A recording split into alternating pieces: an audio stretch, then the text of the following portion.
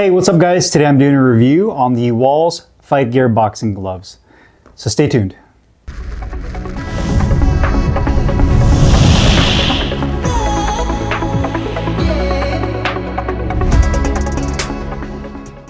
Hey, what's up guys? Carlo here. Today I'm doing a review on the Walls Fight Gear boxing gloves. Got these in this beautiful black, white, red, and blue colorway. 14 ounces in lace up. You can also get these gloves in Velcro in multiple different sizes as well as colorways. These are a completely custom boutique glove made by one artisan, Danny Paredes, who is Peruvian and is based out of Italy. Now, in terms of the specs of the gloves, I don't want to get this wrong, so I'll go off of what Danny has told me in regards to the material that's used. The gloves are made of patent cowhide leather, so you'll notice that the patent leather on here is extremely glossy and shiny. Has a really nice look to it, very shiny but very slick as well. The cuff padding is made up of layers of 20 millimeter polyurethane foam, 10 millimeters of EVA foam, and a small padding on the knuckles of 10 millimeter polyurethane foam. The wrist is filled with 20 millimeter polyurethane foam, and the inner lining is black velvet fabric. The inner liner on here feels amazing.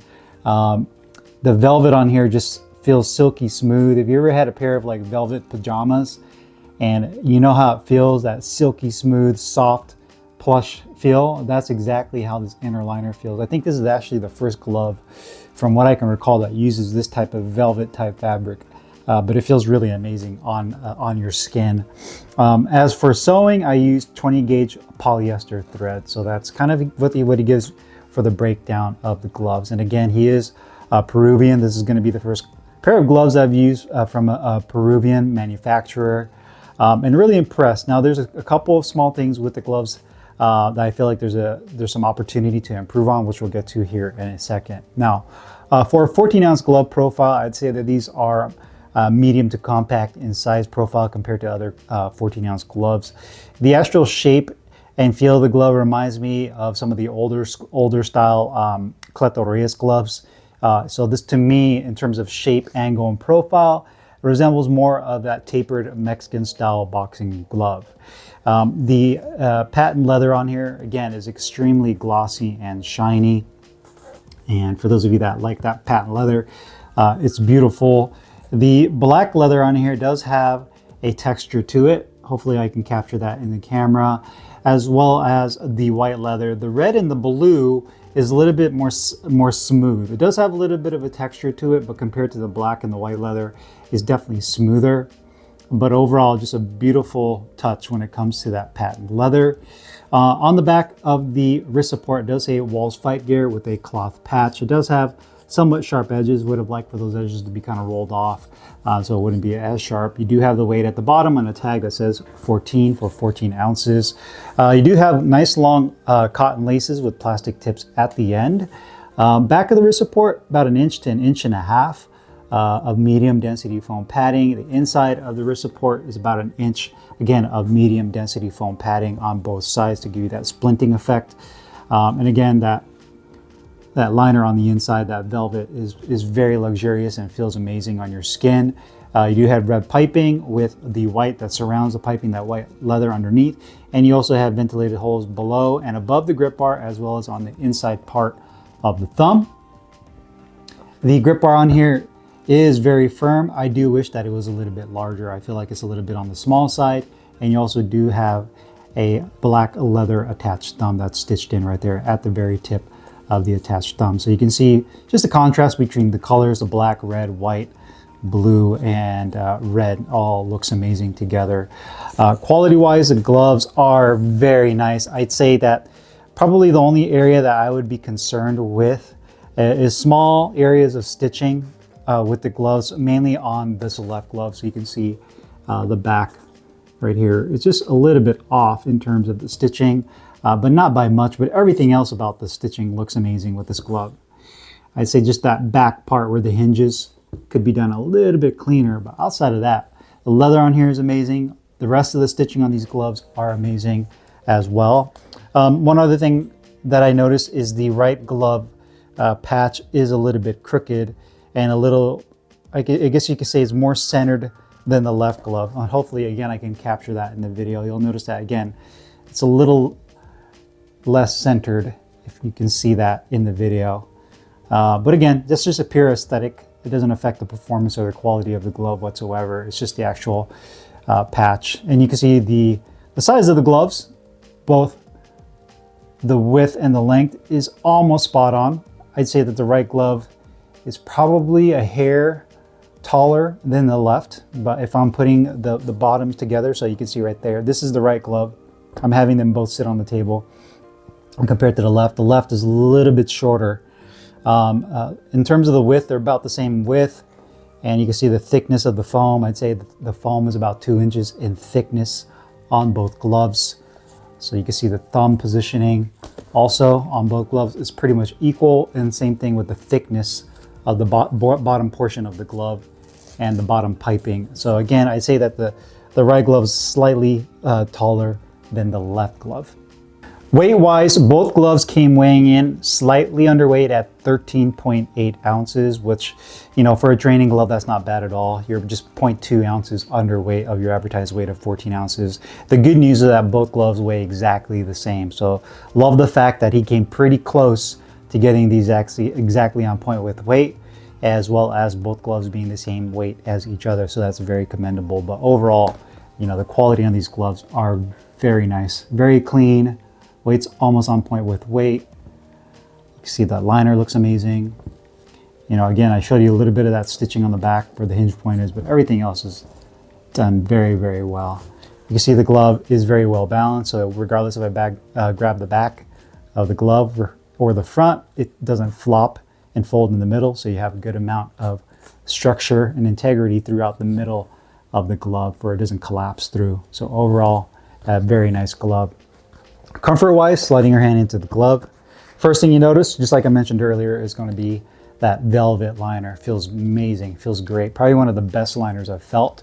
And it envelopes the entire hand, all the way from the back of the wrist support to the back of the hand, all the way up into the finger compartment. It feels amazing. The width of the finger compartment is perfect. Nice and deep finger compartment. You can make a nice tight fist.